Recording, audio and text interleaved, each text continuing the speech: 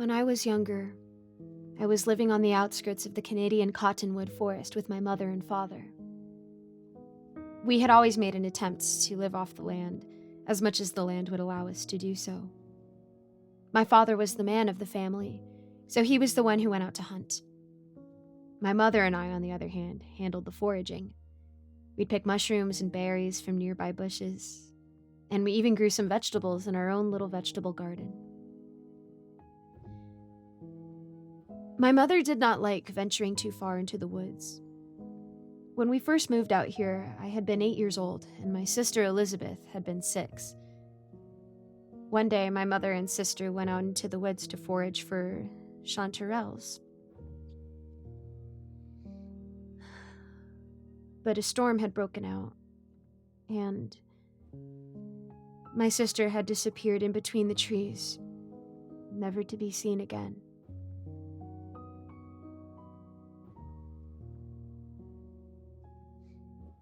When I turned 15, my father decided it was time for a change. I was grown. I needed to learn how to handle a firearm. He took me out hunting one afternoon, despite my mother's pleas that he would not. We were hunting for deer. My father had a lot of guns, but his favorite was the Remington 700, a bolt-action rifle. He had a few of these, and so he gave me one as well. We walked around inside the dense forest for a few hours, seeing not the slightest trace of deer. The pines were stretching all around us, up towards a darkening gray sky. I found it disorienting. Shortly thereafter, it started raining too.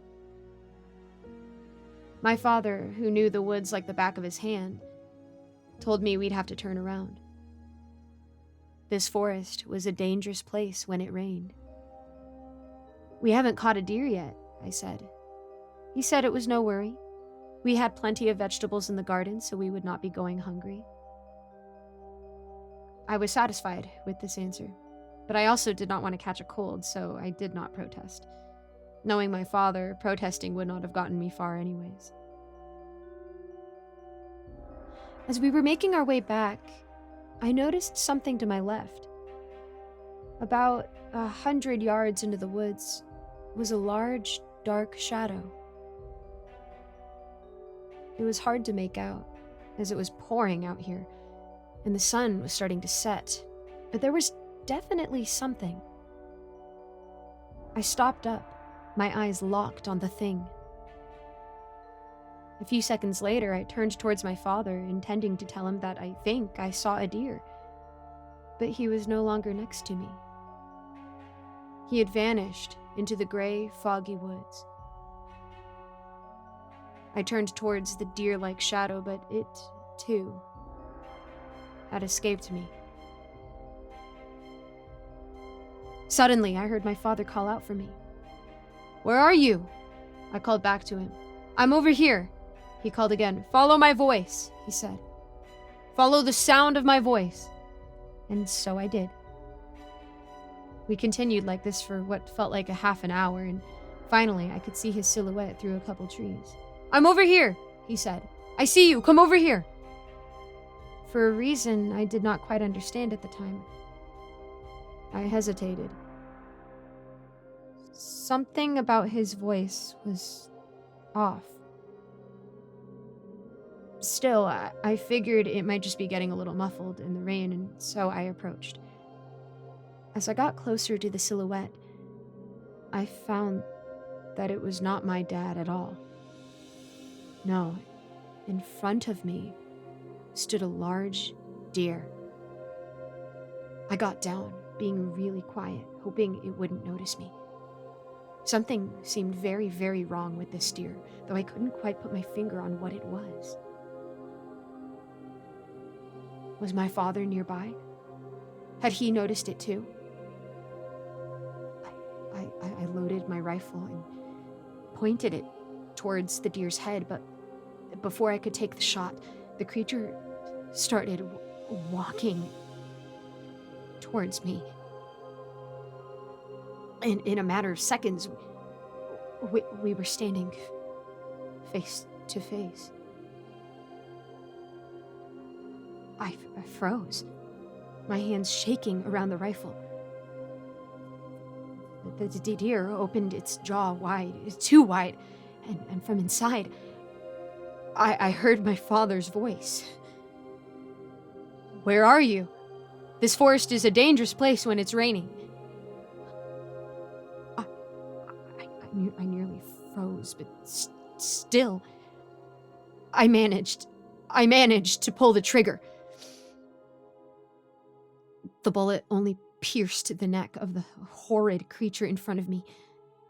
This clearly angered it, and it pushed against the ground with its front legs so that it was now standing only on its two hind legs.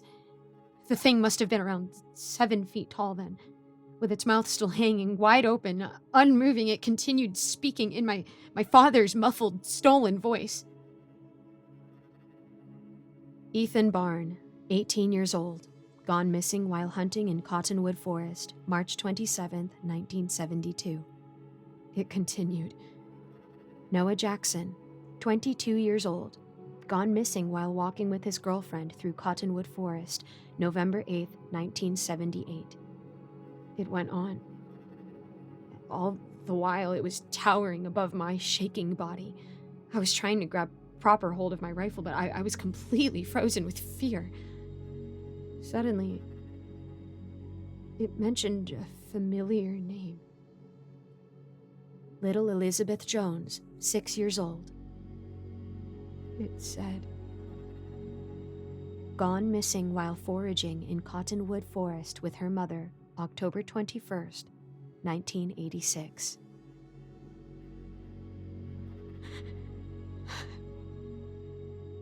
My sister.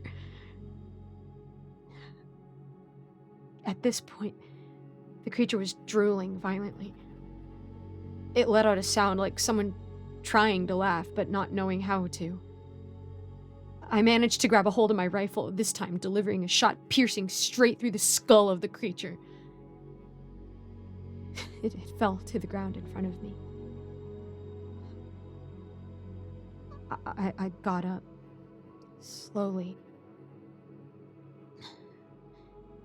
In front of me was a large, dead deer, and nothing more.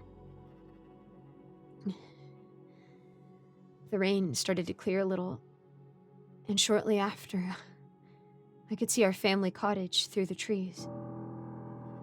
Through the window, I could see my mother and father sitting distressed in the kitchen.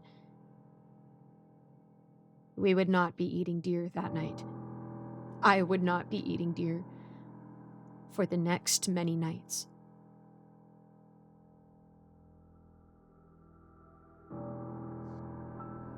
At the time of writing this, it's been 17 years since it happened. I don't live near the forest anymore. As soon as I turned 18, I moved to the city, which both my parents were not too happy about, but accepted nonetheless. I still see it sometimes. I'll be sitting alone in my apartment one night, and the rain will start pouring down outside. I'll go to my window looking out, and every so often, I'll be able to catch a glimpse of something standing below the burning streetlight. Not quite animal. Not nearly human.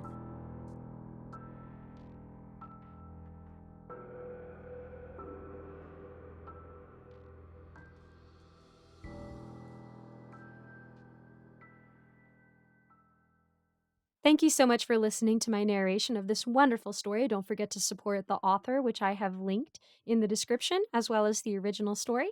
And I just want to give a quick shout out to my patrons, Scott, Old Penguin, Ellie Hutmeyer, Mr. Sankofa, Austin My Love, Rinku Star, William Hartley, Cupcake Hips, Alonzo, Icy Narrates, Jesse Hartley, Eric Cifuentes, Lawrence Wallen, and Melissa Perez.